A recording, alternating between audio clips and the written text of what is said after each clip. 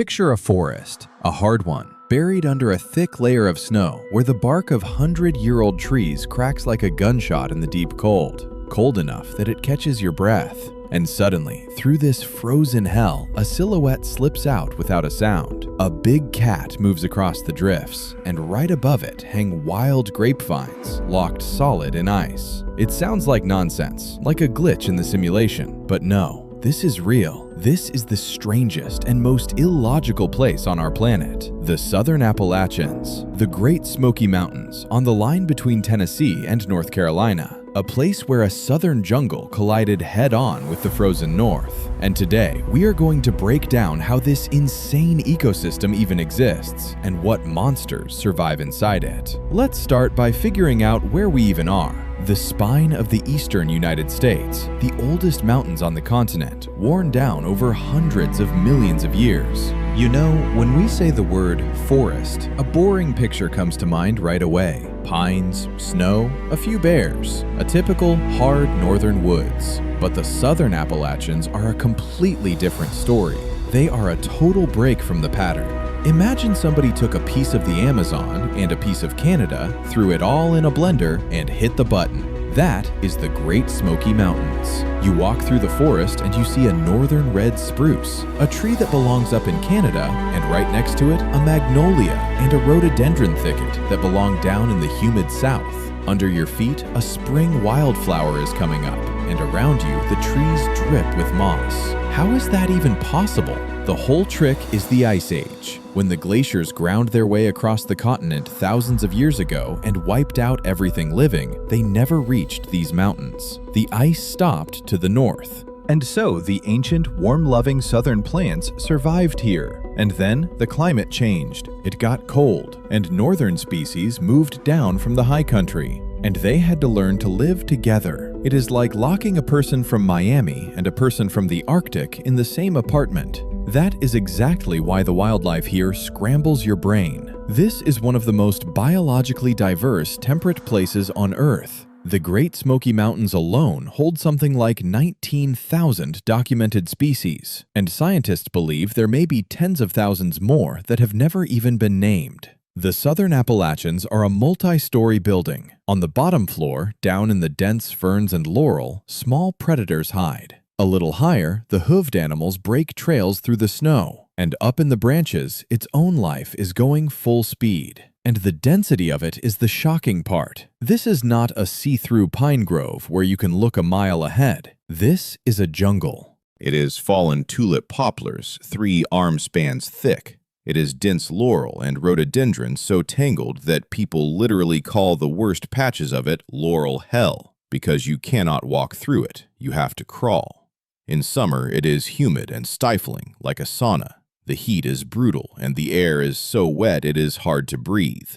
In winter, up on the high ridges, the temperature crashes and the wind turns to ice. And in that hellish seesaw, from suffocating heat to killing cold, the toughest animals on the continent get forged. The weak are not even born here. If you cannot handle the fact that today you are sleeping in snow and tomorrow you are pushing through a subtropical thicket, you are dead. That is rule number 1 of these mountains. If the Southern Appalachians are a kingdom, then the one on the throne is the ghost, the eastern mountain lion. And let's be honest, the very idea of a big cat in these snowy ridges breaks all the rules of logic people carry around about the East. The mountain lion is an animal people picture out west, in the deserts and the Rockies. And here is the thing that makes this story so strange and so sad. The official record says the eastern cougar is gone. It was hunted and trapped out of these mountains by the early 1900s, and decades ago it was formally declared extinct. The last confirmed one in this region was killed a very long time ago. And yet, for over a century, the mountain people here have told the same story. A long tail sliding across a logging road at dusk, a scream in the night that raises the hair on your arms, tracks in fresh snow with no claw marks, the sign of a cat, not a dog. Nobody has ever proven a breeding population survived, but the belief that a spotted shadow, or in this case a tawny one, still moves through the deepest hollows never died. And here is what matters. This animal, real or a ghost, is exactly the piece this ecosystem is missing. When the top predator disappears, the deer explode. Too many deer strip the forest floor bare, kill the young trees, and start a slow collapse. So people are talking, seriously, about whether the cougar should come back, because the mountains need it. The lion is not just a killer. It is the chief sanitation officer and the chief architect of these mountains, and right now that chair sits empty, held only by a legend. But the mountains did not stay empty for long, and something did come back on its own. Let's talk about who actually rules the ground here now. The eastern coyote, and it is not the animal you think it is. When the wolves and the cougars were wiped out of the east, a hole opened at the top of the food chain, and the coyote walked in from the west to fill it. But on the way across the northern woods, it interbred with the last remaining wolves, and the animal that arrived in these mountains is bigger, heavier, and smarter than a plains coyote. Some of them push 50 pounds. It hunts deer, which a normal coyote cannot really do, sometimes alone and sometimes in a family group. And nothing we have ever done has stopped it. We spent a century trying to poison and trap and shoot the coyote out of existence, and it only spread further, because when you hit their numbers, the survivors have bigger litters, and the young scatter to find empty ground. It now lives in every corner of these mountains, from the highest Spruce Ridge down to the edges of Gatlinburg and Asheville. And it is secretive. You can hike these hollows for days and never see one. But be sure of it, a dozen pairs of eyes followed every step you took. They are the invisible owners of this land now. Their howling in the dark is not the lonely cry people imagine. It is a family talking, a roll call across a ridge, coordinating over a huge piece of ground. Now let's talk about the animal people actually associate with these mountains, the bear. But remember where we are. Nothing here is ordinary. The Great Smoky Mountains hold one of the densest black bear populations anywhere on the continent, something close to 2 bears per square mile. And do not let the name fool you. This is a powerful and unpredictable animal. A big male can push 500 pounds. It is smaller and leaner than a coastal grizzly, and the terrain here forces it to keep moving constantly, up and down slopes, across rivers, through laurel. But the fascinating part is how it uses the 2 worlds stacked on top of each other. In spring, it comes down onto the south-facing slopes where the first green appears and grazes on new shoots. But its real currency is anything full of fat, and in these mountains, that means acorns. Acorns are the oil of this forest. A good acorn year and the bears go into winter fat and healthy. A failed acorn year, a massed failure, and it is a disaster that ripples through everything. The black bear here is also a genuine climber. It spends a huge part of its life in the trees, feeding up in the crowns, sleeping up there, and putting its cubs up a tree the instant anything is wrong. Its claws are short and strongly curved exactly for gripping bark, and a female will den in a hollow high up inside a standing tree, a dozen or more feet off the ground, which is something bears almost nowhere else do. In these mountains, the bear had to become half bird just to raise its cubs safely. We keep talking about the predators, but a predator is only the tip of the iceberg. The whole system stands on the ones that get eaten, and the plant eaters of these mountains are a circus of their own. The main one is the white-tailed deer, and in the coves and old fields, it has come roaring back after being nearly wiped out a century ago. It is graceful, light, built for quick bounds along the forest edges. But in winter, when snow and ice lock up the high country, life gets hard for it. It cannot dig through deep-crusted snow. It stands under the trees, stripping bark and browsing dry twigs, slowly burning down, waiting for the coyotes. But the real giant of these mountains is a comeback story that fits this whole place: the elk. Once, elk were all over these southern mountains in enormous numbers, and then they were gone, hunted out completely by the late 1700s. For over 2 centuries, there was not a single elk in these hills. Then, a little over 20 years ago, wildlife managers brought a couple dozen of them back into the Great Smoky Mountains and turned them loose in the old fields of Cataloochee. From that handful, there is now a growing wild herd. to come around a bend at dawn and see a 700-pound bull elk standing in the midst of a mountain cove in a place that had none for 200 years is like watching time run backward. In autumn, during the rut, these valleys fill with a sound that puts a chill down your spine. It is the bugle of a bull elk, and it had been silent in these mountains for 10 generations. And then there is the animal that saved the whole forest and is also tearing it apart, the wild hog. These are not native. They came from escaped domestic stock and from Russian boar released for hunting a century ago, and they went wild and spread through the whole range. A big boar can pass 200 pounds, armored across the shoulders with a plate of tough tissue and gristle a couple of inches thick that a coyote's teeth can barely dent. When it fights, it does not bite. It swings its head upward, and its tusks are self-sharpening, grinding against each other for life. The hogs do one useful thing. When deep snow comes, they plow trenches through it looking for roots, and other animals use those trails. But mostly, they are a catastrophe. They root up the forest floor like a fleet of tractors, destroying the wildflowers and the salamander habitat that make these mountains what they are. And they breed faster than anything can control. It is a picture of how one careless decision by people can wreck a balance that took 10,000 years to build. Everything here is connected, and the hog got dropped into the machine from the outside.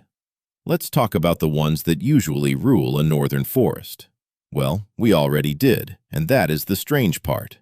In almost any other mountain range on this continent, the wolf sits at the top. From Minnesota to Canada, the gray pack writes the rules. But here, there are no wolves. There were once red wolves in these mountains, a smaller southern wolf, and they were wiped out entirely. In the 1990s, wildlife managers tried to bring them back, releasing red wolves right here into the Great Smoky Mountains. It was one of the boldest predator restorations ever attempted. And it failed. The pups did not survive. The country had changed too much, and after a few years, the project was ended and the wolves removed. Today, the red wolf hangs on as one of the rarest animals on Earth, a few dozen in a small patch of coastal North Carolina, and in these mountains, its absence is louder than any howl. That empty space at the top is exactly why the coyote could walk in and take over. The chair was open. But let's lift our eyes off the snowy ground and look up. The winter forest seems dead. No birdsong, no rustle of leaves, only the creak of frozen trunks. And yet life is going full speed here. It just went silent. Over the fast, open water of the mountain rivers, where the current never freezes, works one of the strangest hunters in these woods, the barred owl. This is not the little owl that catches mice in a barn. It is a heavy, powerful bird, and its call rolls through the bottomland at night, a sound country people describe as "who cooks for you." It sits on a branch over the black water, blending into the trunk, and waits for hours. Its flight is completely silent because the leading edges of its feathers are broken into a soft comb that kills the sound of the air. It drops on crayfish, frogs, and mice without a whisper of warning. And by day, the rivers pass to another giant, the bald eagle. This is a massive, heavy raptor with a beak that crushes bone and a wingspan close to 7 feet. And it is another comeback that fits this place. Bald eagles were nearly gone from the eastern mountains, poisoned out of the food chain by pesticides until their eggshells were too thin to hatch. And by the 1960s, there were almost none left. They were rebuilt, bird by bird, and now they nest again along the rivers and reservoirs of these mountains. An eagle does not like wasting energy. Often it simply watches an osprey, a better fisherman, and the moment the osprey pulls a fish out of the water, the eagle dives at it and pressures it until it drops the catch, then snatches it out of the air. It is pure open robbery, and the eagle does it because it works.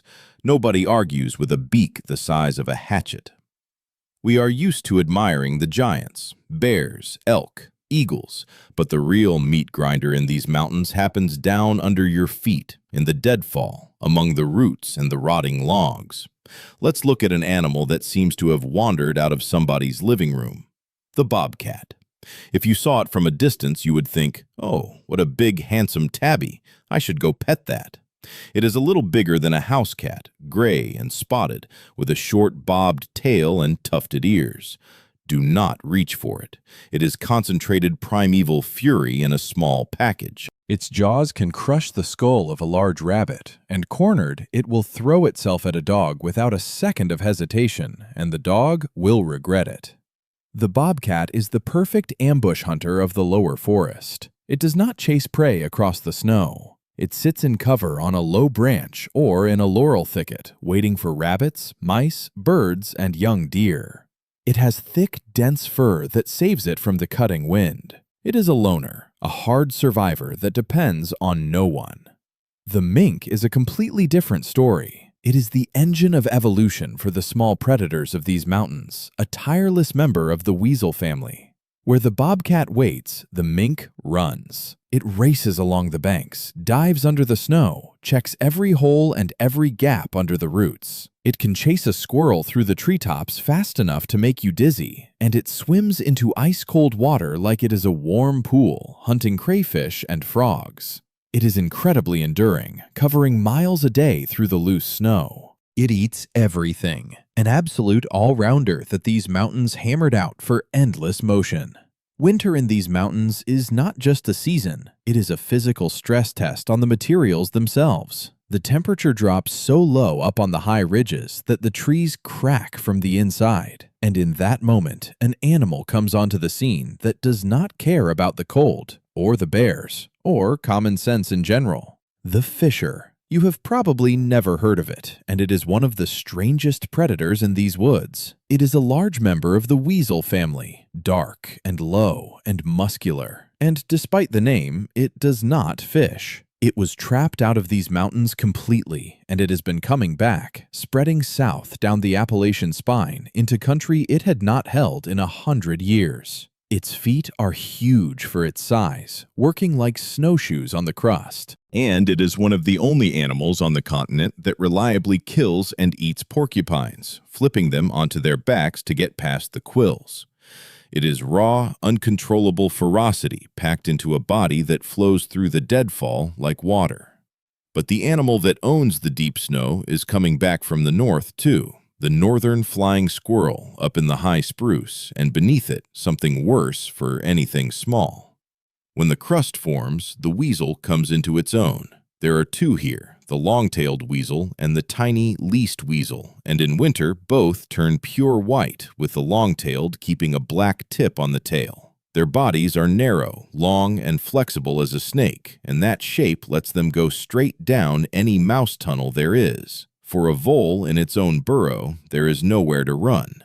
A weasel has an insane metabolism and has to eat close to half its body weight in meat every single day, so it hunts almost without stopping, a torpedo in the dark under the snow. But no winter lasts forever.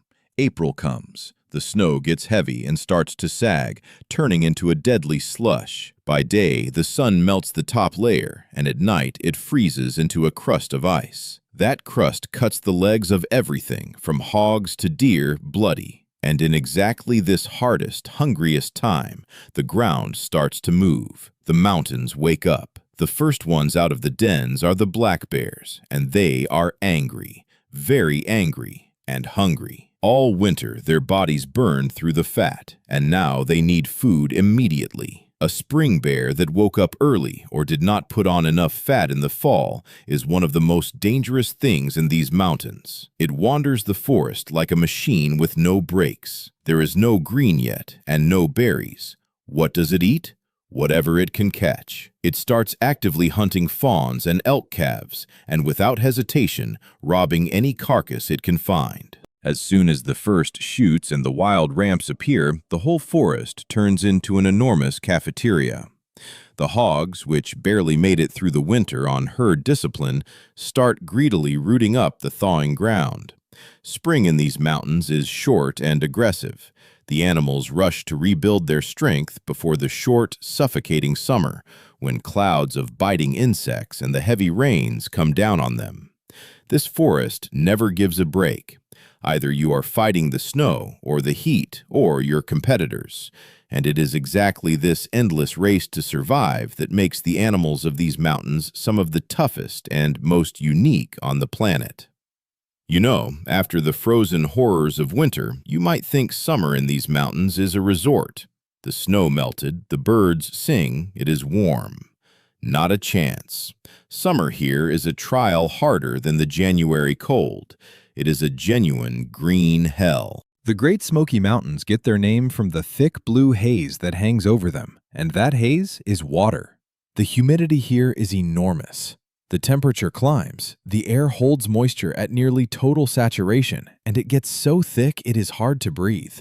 It smells of rotting leaves, decaying wood, and damp, and the forest turns into an impassable jungle where visibility drops to a couple of yards. Now picture yourself as a black bear. A few months ago, you were growing a thick coat and a layer of fat to sleep in the snow, and now you are wearing that coat in a steam room. Bears genuinely suffer in the heat, so they head for water, lying for hours in the cool mountain streams up to their necks, escaping the heat and one more local plague, the insects. Insects here are not background noise. They are a dominant force. Gnats, mosquitoes, black flies, and the ones that get in your eyes and ears. And ticks. Millions of ticks, carrying disease. There is no running from that buzzing cloud. The animals go half mad. Bears scratch themselves against the bark so hard they strip it off. They look for mud. And here again, the wild hog turns out to be a genius of adaptation. It does not care about the heat. It finds a wallow or just a deep puddle and rolls in it, working pounds of sticky, stinking mud into its bristles. Why? When it comes out onto the bank, that mud bakes hard in the sun and turns into a solid shell. Real concrete. No fly, no tick can bite through that armor. The hog walks around in that suit for days, and when the mud starts to fall off in chunks, it just goes and takes another bath. It is the perfect defense against the biological weapons of this forest. Summer in these mountains is a time of abundance, but that abundance comes at an enormous cost. The dense growth hides scents and sounds. Hunting gets harder. Deer and elk calves dissolve into the tall ferns. The predators have to rely on intuition and hearing instead of sight. In this green labyrinth, every step could be your last, because death here creeps up in complete silence, hidden behind broad leaves and tangles of thorny vine.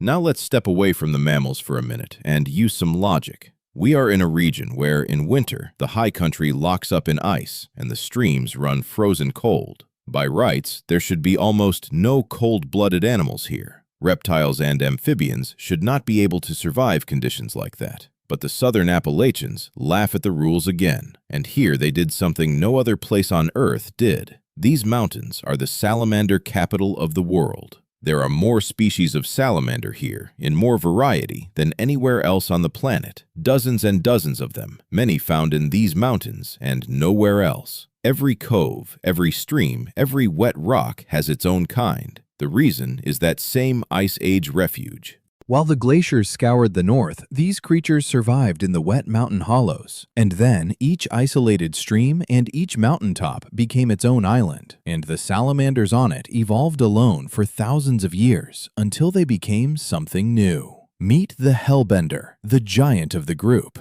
This is one of the largest salamanders on the continent, a flat, wrinkled brown animal that can pass 2 feet long and live for decades. It looks like it crawled straight out of an earlier age. It lives under big, flat rocks in the cold, clean streams and breathes almost entirely through the folds of its own skin, which is why it needs water so clean and so full of oxygen. It does not chase anything. It waits on the bottom and takes crayfish with a sudden, sucking lunge. It is a living fossil, a shadow out of the past, and it vanishes the moment the water gets dirty. But the strangest are the tiny lungless salamanders that fill these mountains. They have no lungs at all. They breathe entirely through their skin and the lining of their mouths, which means they can only live in cool, damp, shaded places, and they can never let their skin dry out.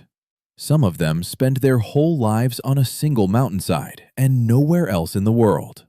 And there is the eastern hellbender's small cousin in every seep and spring, and colorful woodland salamanders under every rotting log. In a world where everything eats everything else, these creatures are in no hurry at all. They slow their metabolism to almost nothing. They hide under rocks and mud through the cold, and they wait for the short spring. Their whole life is a long, suspended animation with rare breaks for a meal. And the strategy works perfectly. There are snakes here too, and a couple of them demand respect. The timber rattlesnake lives in these mountains, one of the most dangerous snakes in the East. It does not fuss. It is so confident in its camouflage and the power of its venom that it will not move an inch if you pass within an inch of it. Its dark bands break up perfectly against the leaf litter and shadow. In the fall, it seeks out deep rock crevices below the frost line, and dozens of them gather in the same den, coiled into a single mass, and drop into a deep dormancy through the winter, their hearts beating a couple of times a minute. The same dens get used generation after generation for decades. And there is the copperhead, a beautiful copper and tan viper that lies motionless in the leaves and is nearly invisible until you are right on top of it. But most snakes here are harmless, like the eastern rat snake, a big black constrictor that climbs trees to raid birds' nests 5 stories up and does an enormous amount of work keeping the rodents down. We are used to nature being neatly divided. Wolves are canines, bobcats are cats, raccoons are, well, raccoons. Now picture an animal that took a little from everything and turned out so strange that people who first saw it did not know what to make of it. The Virginia opossum. It is the only marsupial on this entire continent, a leftover from a much older world, carrying its young in a pouch like a creature from Australia dropped into an Appalachian forest. And it acts as strange as it looks. When a predator corners it, the opossum uses a brilliant trick. It plays dead. It really does drop over, its eyes glaze, its tongue hangs out, its breathing goes invisible, and it releases a fluid that smells exactly like something that died a week ago. The predator sniffs this corpse, turns away in disgust, and leaves. The moment the danger passes, the opossum gets up and trots off about its business. And it has one more secret. It is highly resistant to snake venom, so it hunts and eats copperheads and rattlesnakes, and it eats an enormous number of ticks, which, in a place with a tick problem this bad, makes it genuinely valuable.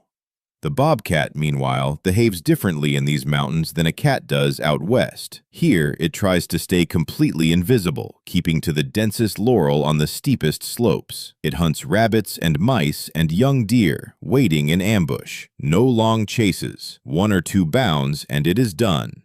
But there is a hunter smaller than a bobcat that keeps almost the whole lower forest on edge. I mentioned it before. The fisher and its relative, the mink, and the weasels, the whole weasel clan working the ground, the water, and the trees, turning the understory into a place where nothing small is ever safe. If you lift your head in summer, these mountains hand you another puzzle. Birds. Species come here for the summer that have no business in a place with a reputation this harsh. Birds that flew up from the tropics of Central and South America to breed. Picture a small bird colored like someone spilled every can of neon paint at once. Orange and black and flame red. These mountains are one of the great songbird nurseries of the continent. Dozens of species of warblers pour up the Appalachian chain every spring, following the green, and they layer themselves by elevation, one kind in the low coves, another in the mid-slope hardwoods, another only in the high spruce. The same way the plants stack up the mountain. The wood thrush sings its flute-like song in the twilight of the coves, one of the most beautiful sounds in any American forest. Against all this activity, in the deepest, most impassable thickets, nests the opposite of a songbird. The wild turkey, a huge ground bird that a big tom pushes past 20 pounds, and it was nearly wiped out of these mountains and brought back until it is everywhere again.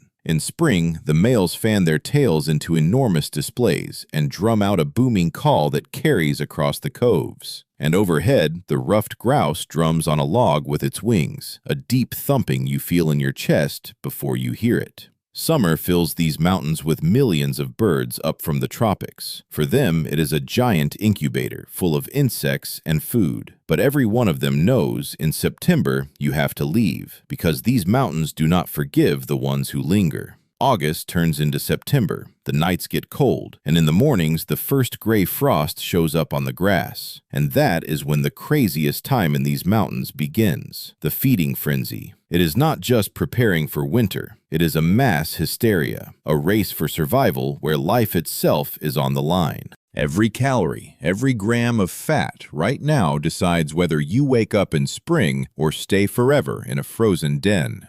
The whole forest turns into an enormous cafeteria. The main course is acorns and hickory nuts and beech nuts, the fat of the forest. The black bears, which spent the summer on a diet of grass and roots, now eat like there is no tomorrow. A bear going into the fall can put on a shocking amount of weight, building a layer of fat several inches thick, turning into a sack of jelly. The animals lose their caution. The obsession with food overrides the fear. Down on the ground, the eastern chipmunk works around the clock. This little striped paranoid stuffs so many nuts into its cheek pouches that its head gets twice as wide as its body. It hauls these stores down into its underground pantry. You know how much one chipmunk can cache? Pounds of nuts packed into chambers so it can wake in winter and chew. And through all this chaos wanders the raccoon, one of the most adaptable animals on the continent because it will eat literally anything.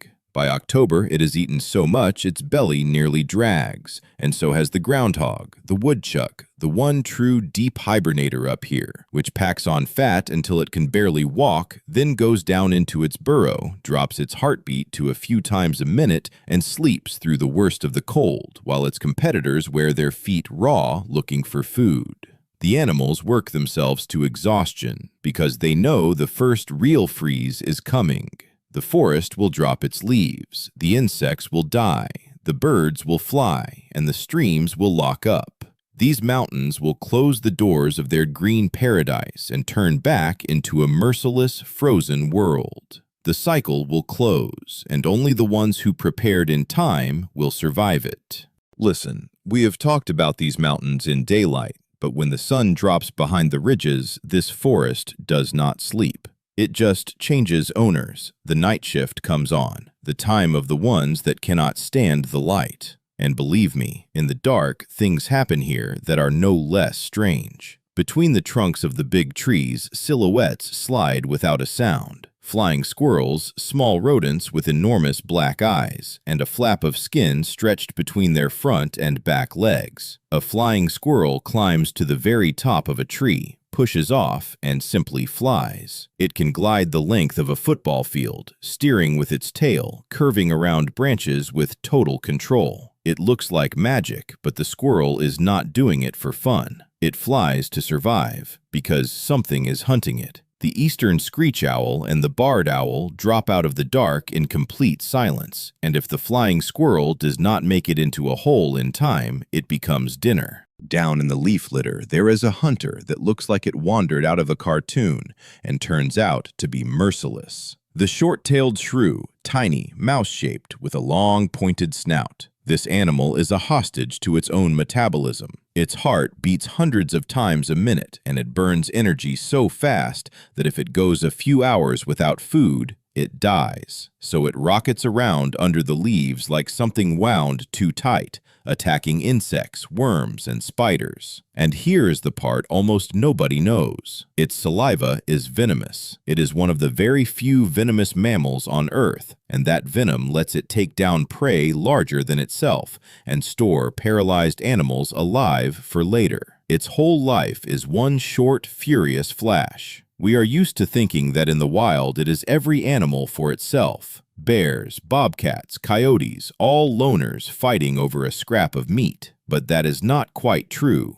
In this brutal world, there is room for a strange, dark kind of cooperation. And the main schemers here are the ravens. A raven in these mountains is not just a bird. It is the local crime boss with an intelligence that is genuinely startling. In winter, when the ground is frozen and getting food alone becomes nearly impossible, the ravens use their heads. They start using the big predators as their personal scouts. Picture a raven flying over the ridges. From up high, it spots a herd of deer or a sick, weakening animal. The bird knows it cannot bring down a deer itself, so it goes looking for a coyote. Finding one, it circles and calls in a specific way and flies toward the prey. The coyote knows exactly what that means. It follows the raven. The coyote does the dirty work, kills, eats its fill, and moves off. And the raven gets its reward, the leftovers of the carcass. It is a nearly perfect partnership. Ravens here play the predators like chess pieces,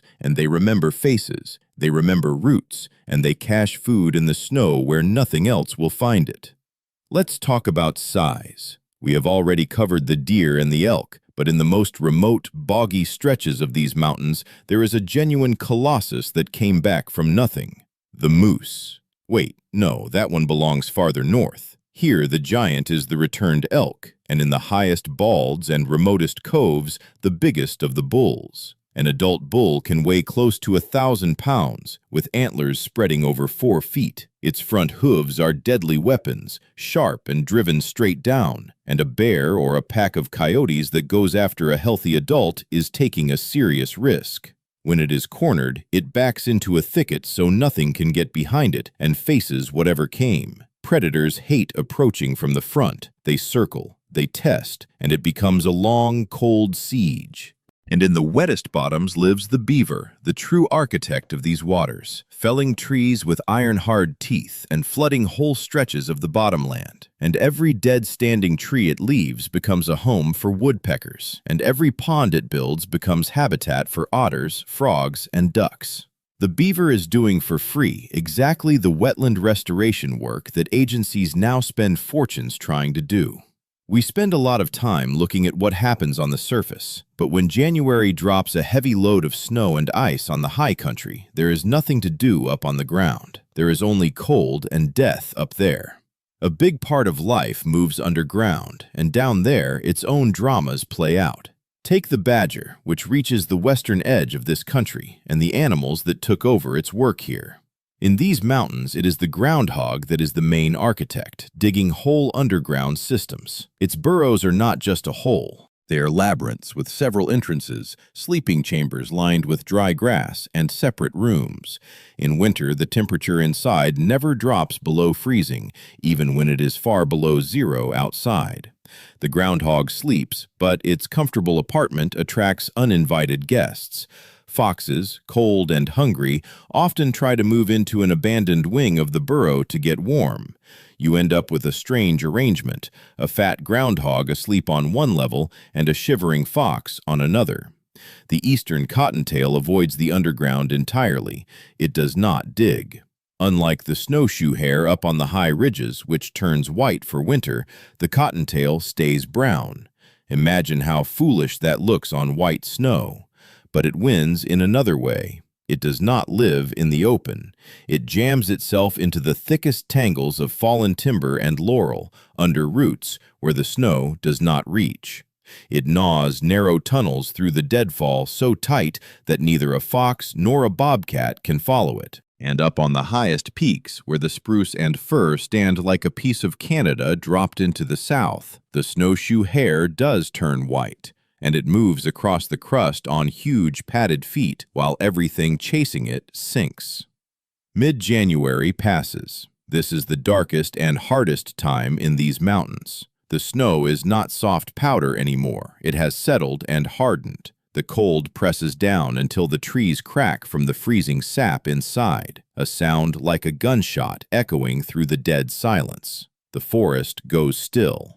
In this time, the predators conserve every bit of energy. The bobcat holes up for days. Animals lose weight before your eyes, the fat they built in the fall melting at a catastrophic rate. And the worst thing of all is when a thaw comes up out of the south in the middle of winter, driven by a warm system off the Gulf, and then the cold slams back down. The snow glazes over into a crust of ice, and then the real hell begins. The hooved animals cut their legs bloody trying to break through to the twigs underneath. In the deep of winter, there is no room for mistakes. Miss your prey, waste your energy, and you can die. These mountains in these months are not a scenic forest. They are an icy prison. And the animals that make it to the first warm rays of the March sun prove they are the absolute elite of the animal world. The strongest, the cleverest, the most stubborn creatures on our planet. February turns to March, the sun starts to warm, and it seems like the mountains are about to breathe a sigh of relief. Not so fast. For a lot of animals, this is the meanest and deadliest time of the year. The snow melts by day and freezes at night, and the whole layer turns to concrete. A hard crust forms. Now picture a deer, already worn down by the winter. It needs to find food, to move. It takes a step, the ice holds. It takes another, the ice breaks through. Its thin legs punch down into the compacted snow like knives, and the sharp edges of the crust cut its hide to the bone. Every step is pain. Deer and elk start to bleed, leaving red trails behind them on the white snow. They give out after a couple 100 yards. And who takes advantage of that? The predators with the wide feet. The bobcat and the coyote move over the crust while the deer flounders. For them, March is a season of harvest. They do not even have to set an ambush. They just follow the trail of blood and take the ones that cannot take another step. It is brutal, but these mountains do not know the word mercy. Spring in these mountains does not begin with birdsong and the first flowers. It begins with the crack of breaking ice and the last breath of the ones that did not survive the crossover. And then the rivers open. The mountain streams tear apart their shell of ice with a roar like artillery. Blocks of ice race downstream, snapping riverside trees like matchsticks. And as soon as the water is free, the forest gets a massive charge of energy. Water is life. Along the banks, the newly woken black bears come stumbling out, searching for winter-killed carcasses and trying to catch fresh fish. And down in the water, monsters of their own wake up. The muskellunge and the big flathead catfish, predators that lie in the deep pools and take whatever comes past. And along the banks, the mink runs, a quick, absolutely fearless little member of the weasel family. It dives into the ice-cold water like it is a warm bath. Its fur is so dense the water never touches its skin. It works every rock on the bottom, pulling out the frogs that are just coming out of their winter sleep. The river becomes the main artery of life. Predators, plant eaters, and birds all pull toward the water. It is like a huge oasis in the middle of the thawing mud and deadfall, and it is where the fastest, quietest killings happen.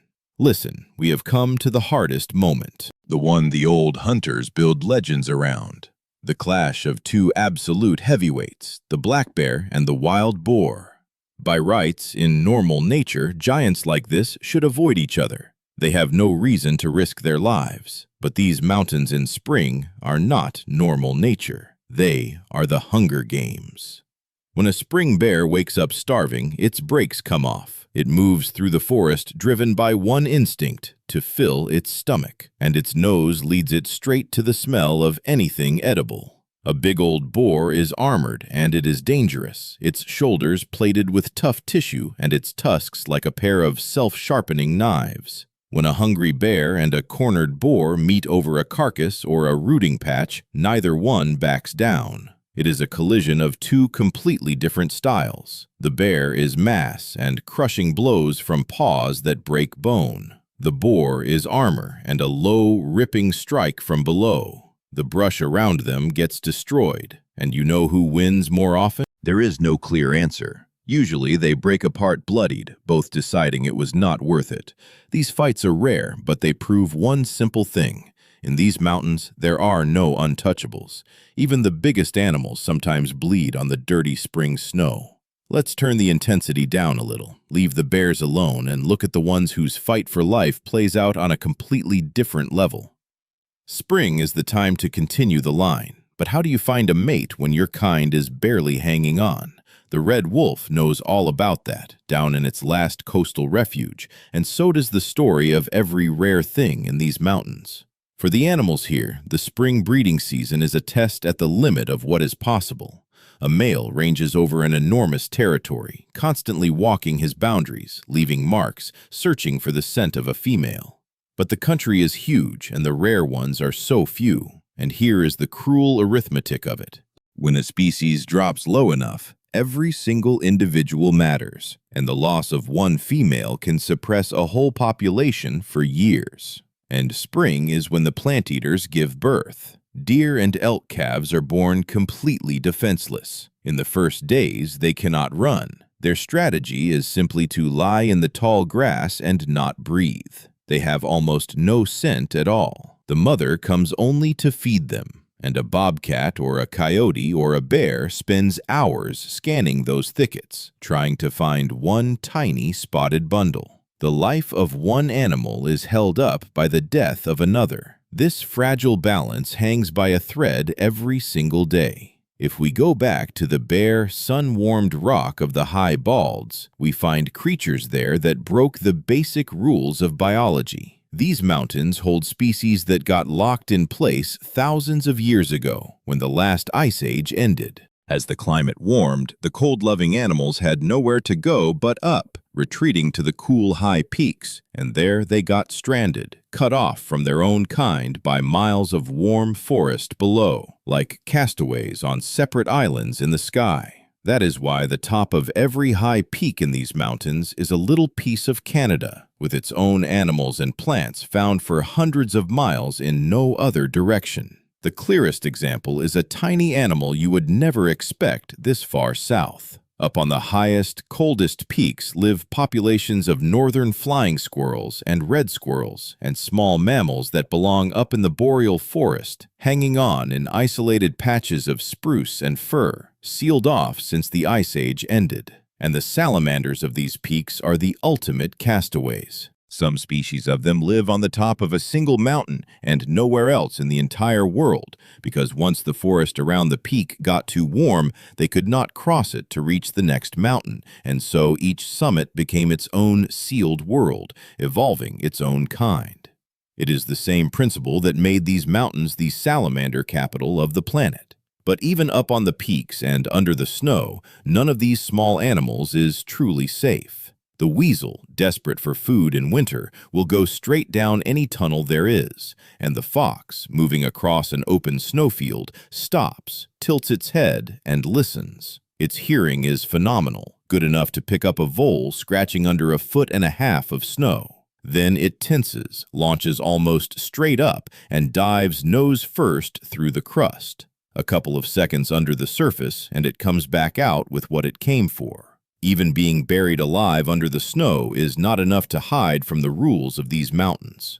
High up, where cold, clear water tumbles off the rock, there are pools and streams sealed off from each other by miles of impassable slope, and the creatures in them have stewed in their own genetic juices for thousands of years. In the coldest, cleanest water lives the hellbender again, that giant salamander, lying under the flat rocks with its wrinkled skin pulling oxygen straight out of the water. In some high, cold seeps, the small, lungless salamanders never really leave the water at all, breathing through their skin their whole lives, breeding in a pool a few feet across that is their entire world. In the cold water, there is plenty of dissolved oxygen, but the animal's metabolism is slowed to the limit. It can hold still for hours, waiting for a stream insect or a tiny crayfish. It does not chase. It attacks with a sharp, sucking lunge. And on the shallows, where the sun warms the rock a little, sits the wood frog, one of the most astonishing amphibians on the continent. Summer in the high mountains is short, and the frogs have to hurry to lay eggs and raise tadpoles before the cold comes back. And here is the most incredible part of how it winters. When the temperature drops below freezing, the wood frog does not dig deep. It lets itself freeze. Its blood saturates with glucose that works as a natural antifreeze, keeping ice crystals from bursting its cells. It literally turns into a frozen statue. Its heart stops. It does not breathe. 2/3 of the water in its body can turn to ice. In spring, when the thaw comes, it defrosts and goes on with its life as if nothing happened. But the calm of the mountain pools is deceiving. Now and then the silence is broken by an osprey coming up from the lower reservoirs, folding its wings and dropping straight down, throwing its feet forward with rough spikes on the soles so a slippery fish cannot tear free. The pools of these mountains look calm and cold, but under the surface hides a brutal, non-stop battle for survival. There are stretches of these mountains that animals go out of their way to avoid. The high rock faces and the boulder fields, where broken stone lies piled at a steep angle, held together on their word of honor. Step down too hard, and the whole slope can shift. And yet there are creatures that made this dangerous zone their home. The peregrine falcon nests on these cliffs, the fastest animal on the planet, and it is another comeback. Pesticides thinned peregrine eggshells until almost none hatched, and by the 1970s they were gone from the entire eastern half of the country. They were rebuilt, bird by bird, released right onto these Appalachian cliffs, and now they hunt from them again. When a peregrine decides to eat, it climbs high above its prey, folds its wings, and drops. Its speed in that dive passes 200 miles an hour. That is not an attack, it is a rifle shot. The strike of its talons in midair sounds like the crack of a whip. On these sheer faces, there is nowhere for a smaller bird to hide. We have looked at these mountains from every side, from the frozen ridges and the ice-locked streams to the suffocating green hell of summer. The Southern Appalachians are a place that is constantly trying to kill their own residents. And you would think, why live here at all? Why put up with all this suffering when there are warm forests to the south or stable woods to the north? But that is exactly where the secret is. The extreme conditions built a perfect ecosystem. Look at the hogs. In spring, they have their striped piglets, dozens of little lives that in a couple of months will start rooting the ground and cutting trails. Look at the black bear that comes out of the den, thin and angry, but ready to fatten up again for the next winter. The elk will not trade these snowy coves for anywhere else. This is home. These mountains are a perfect selection machine. They grind the weak to powder, but the ones that survive, they turn into perfect machines. A marriage of north and south that should never have worked, but worked brilliantly. In this forest, nothing goes to waste. A fallen tree becomes a home for 100 creatures. A deer killed by a coyote feeds the ravens and the fishers. A mud wallow saves a hog from the ticks. Everything is woven together so tightly that you pull out one piece and the whole thing collapses. And at the center of that whole web, there is still an empty chair. Take the elk, a mountain of muscle moving through the forest. It seems like nothing could threaten a tank like that. But if the elk and the deer are not controlled, they trample and devour the whole understory within a few decades. The forest stops renewing itself. The cover for small animals vanishes. The balance breaks. That is the job the mountain lion used to do, and it is exactly why people keep asking whether the great cat should come home to these mountains. A top predator is not a villain. It is a shepherd that keeps the whole forest honest, forcing the herds to keep moving so no patch of ground gets stripped bare, and culling the sick before disease spreads. For long years, people tried to reshape this balance to suit themselves. We cut the forests, killed the cats, wiped out the wolves, and the mountains answered with too many deer, with disease, with erosion, because you cannot pull a single gear out of this machine. The wildlife of the Southern Appalachians is a monolith, a harsh, brutal, unforgiving monolith that demands absolute respect. Here, the survivor is not simply the strongest. Here, the survivor is the one who understood the rules of this game and became part of the huge wild rhythm of the mountains. We have gone through a full year of this abnormal, paradoxical forest, from the killing cold and the snow traps to the suffocating heat of the green hell. The Southern Appalachians are a place built on a contradiction that should have failed and instead became one of the richest, wildest corners of this continent. Tigers in the snow, tropical warblers against a backdrop of northern spruce, giant elk and ravens that command the predators. Well, no tigers here, only the ghost of a great cat and the memory of one. But everything else is real. One big, perfectly tuned machine. Brutal, yes. Merciless, absolutely. But hidden in that primeval fury is an incredible beauty that we are obligated to protect. Because if this forest disappears, we lose one of the most astonishing wonders of evolution on Earth. These mountains are not just a spot on the map. They are living proof that nature knows no borders and does not obey our patterns. Thank you for coming this whole way with me. Subscribe, leave a comment about which strange corner of the wild you want us to talk about next time. See you then.